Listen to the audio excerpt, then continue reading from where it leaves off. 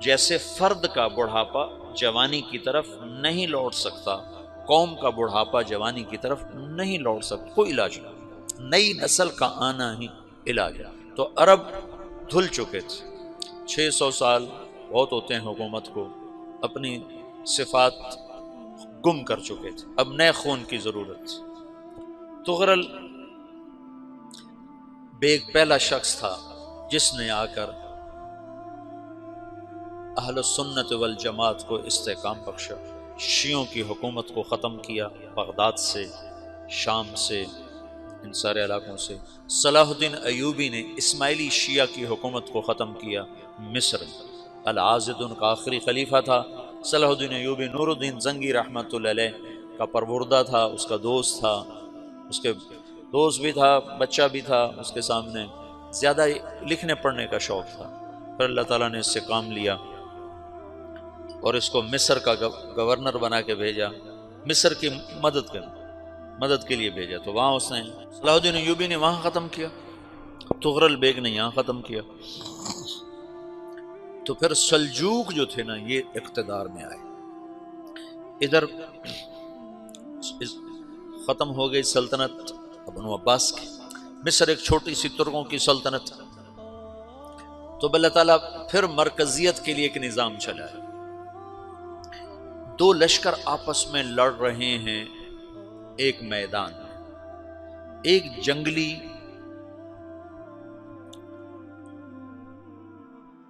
بدوؤں کا قافلہ، جنگل کے لوگ اپنے قبیلے کو لے کر، ایک جنگلی قبیلہ اپنے سردار کے ساتھ نقل مکانی کر رہا ہے ایک جگہ سے دوسری جگہ۔ اللہ کا نظام کہ یہ لوگ چلتے چلتے چلتے اس وادی میں پہنچ گئے جہاں جنگ ہو رہی ہے، دو لشکر آپس میں لڑ رہے ہیں۔ جب یہ وہاں پہنچتے ہیں تو ایک لشکر کے قدم اکھڑ رہے ہیں اور دوسرا غالب آ رہا ہے۔ ان کو نہیں پتا شکست کھانے والے کون ہیں اور فتح پانے والے کون ہیں، ان کو نہیں پتا۔ اس جنگلی قبیلے کے سردار کا نام بھی تغرل ہے، تغرل۔ تو یہ سردار کہتا ہے جو شکست کھا رہے ہیں ان کی مدد کرو، کچھ پتہ نہیں کون ہے، کہتا جو شکست کھا رہے ہیں ان کی مدد کرو۔ تو 400 وحشی جنگلیوں نے فاتح لشکر کے پیچھے حملہ کر دیا۔ وہ تو ایک کافی ہوتا تھا، 400 دوڑ دوڑ جب تلواریں پڑیں تو چند لمحوں میں نقشہ بدل گیا، بھاگنے والے جم گئے اور جمنے والے بھاگ پڑے۔ جب جنگ ختم ہوئی تو شکست خوردہ لشکر کے بادشاہ نے ان کو بلایا، اسے پوچھتا ہے مجھے جانتے ہو میں کون ہوں؟ کہا نہیں۔ کہا تو تم نے میری مدد کیوں کی؟ کہا انسانی ہمدردی کی وجہ سے، تمہیں شکست ہو رہی تھی اس لیے تمہاری مدد کی۔ پھر اس نے اپنا تعارف کرایا، میں ہوں سلیمان سلجوقی، ترکی کا بادشاہ۔ مسلمانوں کا لشکر تھا اور تاتاریوں سے شکست کھا رہا تھا، تاتاری فتح پا رہے تھے، مسلمان شکست کھا رہے تھے۔ تو وہ اللہ کی غیبی مدد بن کر آئے۔ تو وہ اس سے کہتا ہے میرے ساتھ رہنا پسند کرو گے؟ تم نے میرے اوپر احسان کیا ہے، میں اس کا بدلہ دینا چاہتا ہوں، میرے ساتھ رہنا پسند کرو گے؟ کہنے کا کر لوں گا۔ تو اس کو لے کر ترکی آیا، اور استنبول اس وقت روم کی حکومت میں تھا، اسے فتح کیا اس تغرل کے آگے چوتھے پانچویں پڑپوتے محمد فاتح نے۔ تو یہ استنبول ہے، یہ ترکی ہے، بیچ میں ایک چھوٹا سمندر ہے، یہاں ایک جاگیر ہے۔ تو سلطان سلیمان کہتا ہے یہ جاگیر تجھے وقف ہے، ادھر سے رومی مجھے تنگ کرتے ہیں حملے کر کر کے، تو میرا دفاع کرتے رہنا، یہ جاگیر تیری۔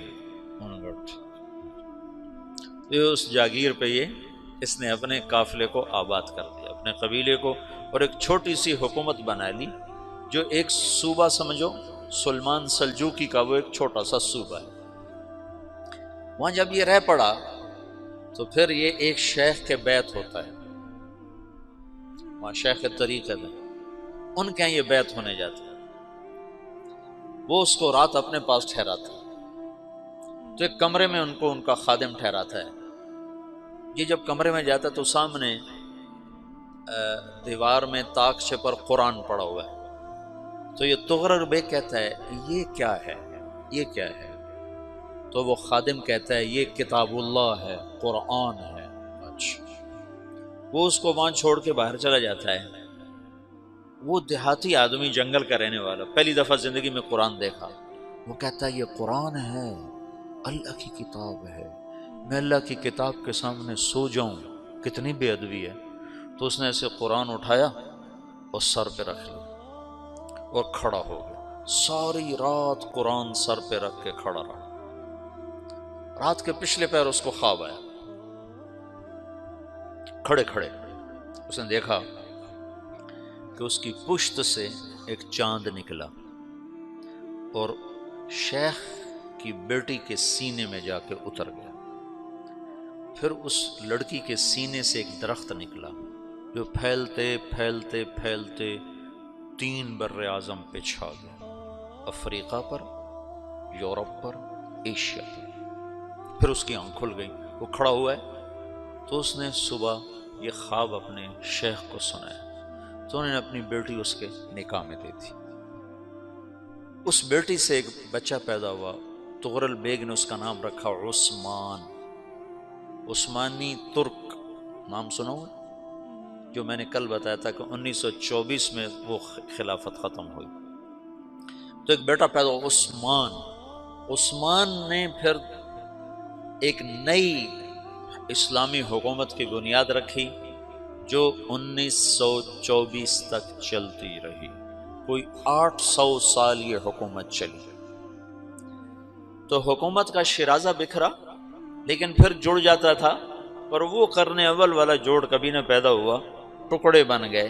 ان ٹکڑوں میں اللہ لوگ پیدا کرتا رہا جو دعوت دیتے رہے، دعوت زندہ رہی۔ جو تربیت کا نظام تصوف کے ساتھ تھا اب وہ تبلیغ کے ساتھ۔